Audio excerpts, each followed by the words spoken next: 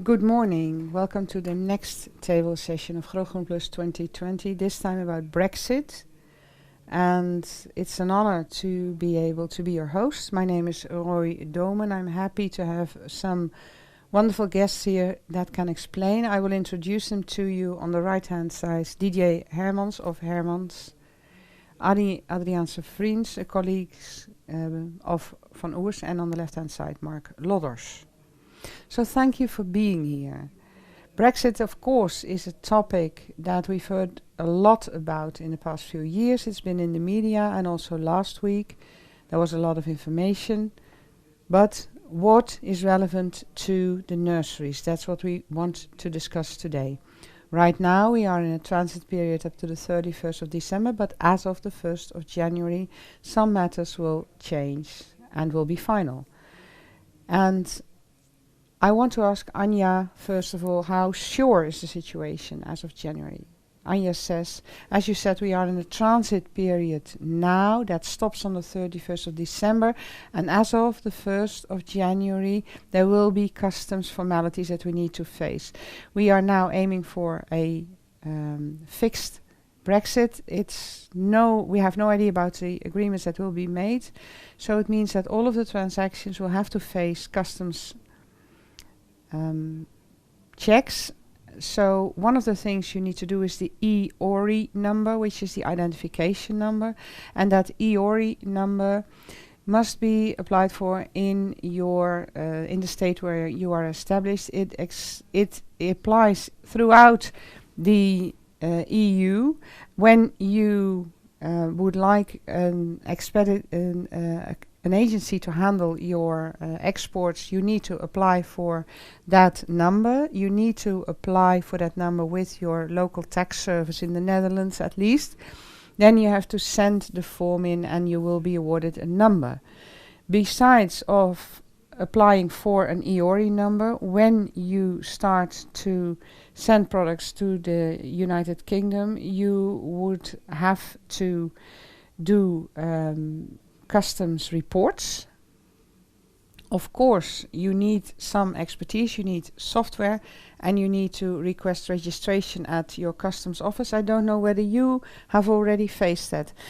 Mark says, yes, we have export outside the European Union, so we were faced with it quite some time. We have 2 boys in our office that have a background in sending products abroad. I think, says DJ, that the transporters also have a big role to play, and that's what we use. And I think that lots of the documents can be faced by them, because it's a lot of extra work for individual growers. And what do you know in your sector? Is it something that the nurseries will arrange for themselves? Mark Lodder says it's easy within the EU.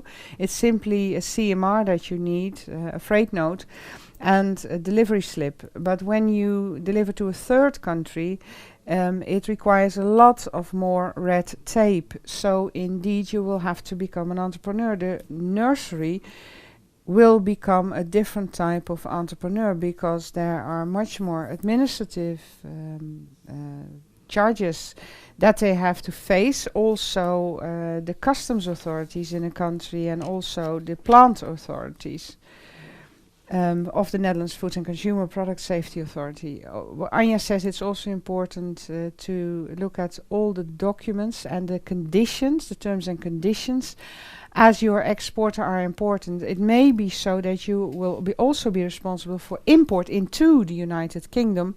So that means that there will be more administrative charges that you have to face. So it's very good to look at your conditions, your terms and conditions of delivery, and do they match the fact that I've just explained. And if you don't want to be responsible for import in the United Kingdom, perhaps I should discuss with my client that we reconsider. So if I understand you correctly, Roy says the grower in the Netherlands only is responsible for the part of documents in the Netherlands. Yes, says Anja, normally they are, but it's a good thing to examine who is important, who is responsible for export from the Netherlands, but import into the Netherlands. Yes, says Mark Slaughter, that indeed we agreed with all our English customers that they buy X field, X our factory, and then they will import themselves. Roy says that's also important in other countries as England. Yes. Mark says, indeed, when you export outside the European Union, you have to agree that the same applies and the same standards apply. Now, says Roy, when we look at the agreement, the administrative burdens for growers, now the intercommunitary rules apply and these will change. Anja says, yes, when I look at it from a VAT perspective, you will have to report the goods that you export. Export from goods from a VAT perspective can be done at a 0%. Indeed, the entrepreneur will have to have extra records to make sure that these goods have really been exported to the United Kingdom. Documents by the customs, copy of the freight note, documents about clearance in the United Kingdom. These are extra administrative burdens with regard to import. When you import goods from the United Kingdom, at the border you have to pay VAT. There is an option to shift that onto the person exporting. That's the Article 23 permit. You must be a business that is established in the Netherlands that has a regular import, and it must be demonstrated from your accounts what VAT is due, and then you can pre-finance it and make sure that you can also request a return to make sure that the amount you have to pay is 0. So Article 23, Roy, is in the Netherlands, but I don't know what about Belgium, Didier. I think that the rules will be sort of similar. I assume also the EORI number, as I heard about the Netherlands, the phytosanitary check, an inspection. We also have an agency to do that, EAVV. So the rules will be the same. But perhaps now is the time to do that, to check out as Belgium and Netherlands to see how the export to England can be done in a proper manner and cooperate, and not to do that independently as a country. Well, both Belgium and the Netherlands, Mark Lodders, we depend on exports to the Netherlands, so it would be good to collaborate, and we share the same language, says DJ.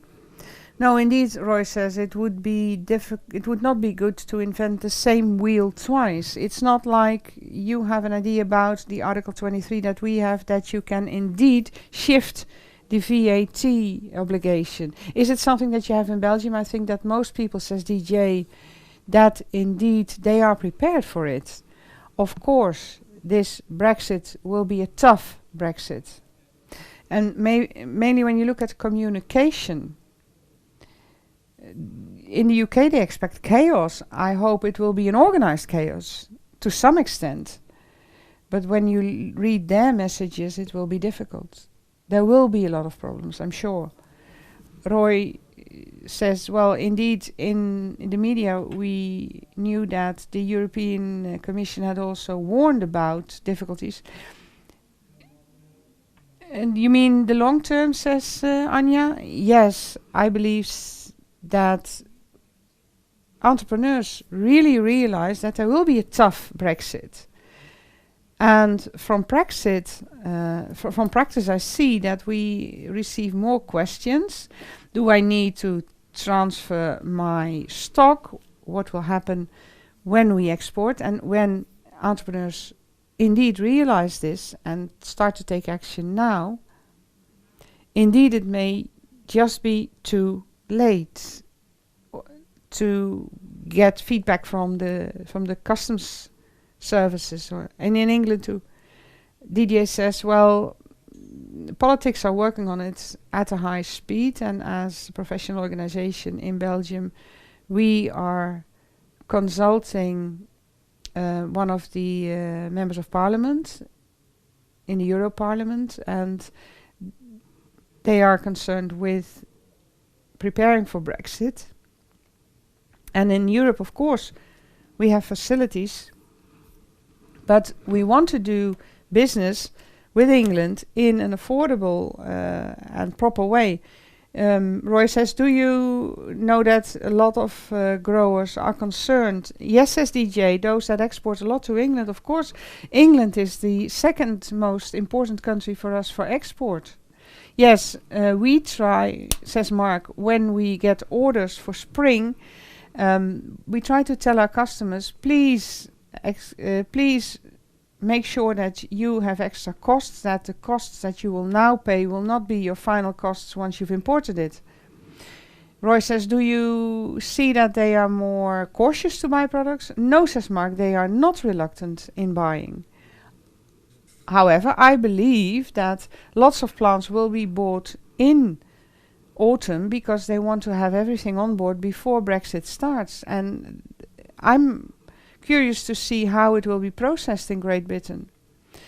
DJ says plants is only one aspect, food is another aspect. And it also needs to be inspected. I think chaos will start. Roy says plants are one aspect, but they are very important because these products are alive. So I think they have to meet extra conditions, more conditions than other products. Yes, you need a phytosanitary inspection. Plants will be inspected by the VWA, and only when they are approved they can be exported. Of course, you pay for that. People will arrive on your plant and will inspect it. Only when they write a report, then the products will be released for export. It's similar for us, says DJ. Of course, it's a different agency, but you need extra time. Ordering on Monday and delivering on Tuesday, well, there's a lot of tension, says Mark, because you need an e-certificate. It needs to be reported into the system. You must report specifically what products you will export so people can see it. You must have it ready 24 hours in advance. So the flexibility that we knew in this industry will no longer exist.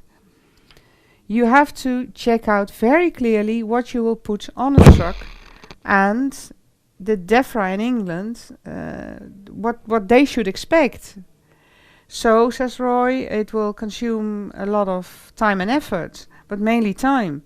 Is it something you can prepare right now? You have access to e-cert, you may have that. Mark says yes, every grower that is linked to the horticulture organization can apply for it, and you have to be linked to that horticulture organization.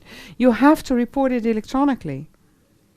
Indeed, it's a very busy system, and it will be more engaged even, but the time span will become more difficult. People will have to work hard in order to start this up, and if they want to continue to export. Roy says actually it's something they can prepare in autumn. Well, they should have prepared it, says Mark, already. That's my idea. Okay, I understand it, and I do believe you, says Roy. It's time consuming, and some things can be arranged for in advance, and it would be a pity if you didn't. DJ says, of course we can prepare, but if things go wrong in England, we don't have an impact on it, then the plants will not arrive on destination. Mark Lodder says, it's 3 times that we were faced with Brexit. Now it was postponed, but now it will become final.